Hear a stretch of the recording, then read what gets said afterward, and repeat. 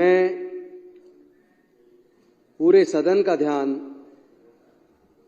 और साथ में दिल्ली के उपराज्यपाल जी का भी ध्यान आपके माध्यम से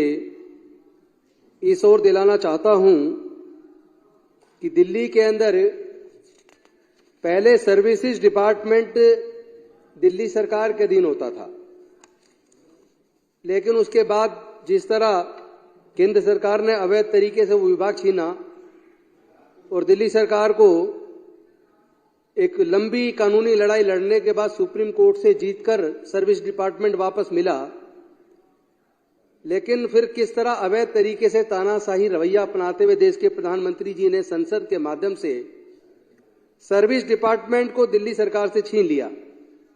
और आज दिल्ली सरकार के अंदर डीएसएसबी की तरफ से टोटल दिल्ली सरकार के अलग अलग विभागों में, जिसमें से मुख्य रूप से women and child development, social welfare, Delhi technical education, principal accounts office, legislative assembly secretariat, chief electoral officer, Delhi subordinate services selection board, directorate of economics and statistics, tourism, DSIIDC, DTC, land and building, तो इन सभी विभागों में अलग अलग तरह की total 4,800 vacancy निकली हैं। माननीय अध्यक्ष जी, ये वो विज्ञापन है जो डीएसएसबी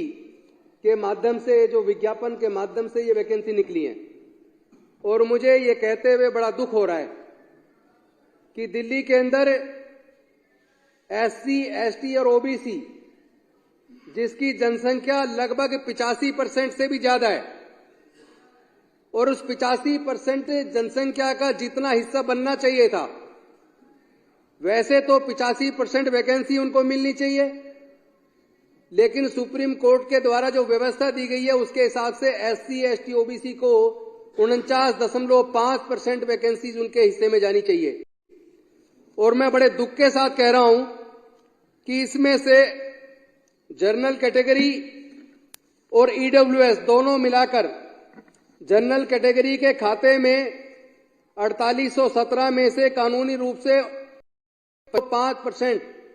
यानी लगभग 2409 वैकेंसीज उनके हिस्से में जानी चाहिए थी। लेकिन ये जो डीएसएसबी के विज्ञापन में जो वैकेंसीज निकाली गई हैं, इसमें उनके हिस्से में 2643 वैकेंसी यानी 235 वैकेंसी फालतू जनरल कैटेगरी को दी जा रही हैं। ये एससी, एसटी, ओबीसी के लोगों के साथ, दिल्ली के लोगों के साथ अन्याय है। ये एससी, एसटी, ओबीसी के लोगों का हकमारी हो रही है, और ये हकमारी मैं मानता हूं कि उपराज्यपाल के माध्यम से हो रही है, क्योंकि जब सर्विस डिपार्टमेंट आज उपराज्यपाल देख रहे हैं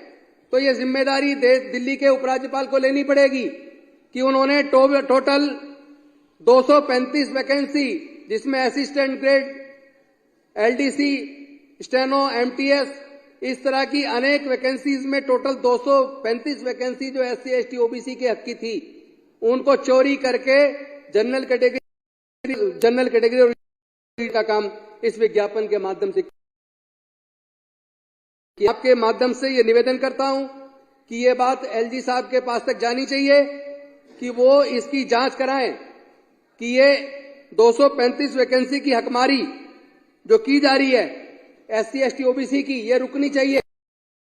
रुकेगी तो एससी, एसटी, ओबीसी, दिल्ली के एससी, एसटी, ओबीसी के विधायकों को पकड़ेंगे। लोगों ने मिलकर कहा है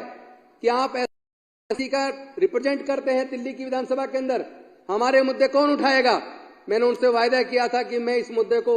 सदन के बीच रखूंगा, ताकि स्पीकर साहब के माध्यम से एलजी साहब तक ये बात जानी चाहिए कि एससी, एसटी, ओबीसी के हकों की हकमारी नहीं होनी चाहिए। उनकी जितनी वैकेंसी बनती हैं वो पूरी की पूरी उन्हें मिलनी चाहिए। इसकी जांच कराई जानी चाहिए और उन अधिकारियों की भी जांच होनी चाहिए जिन्होंने इस हकमारी में हिस्सेदारी ली है।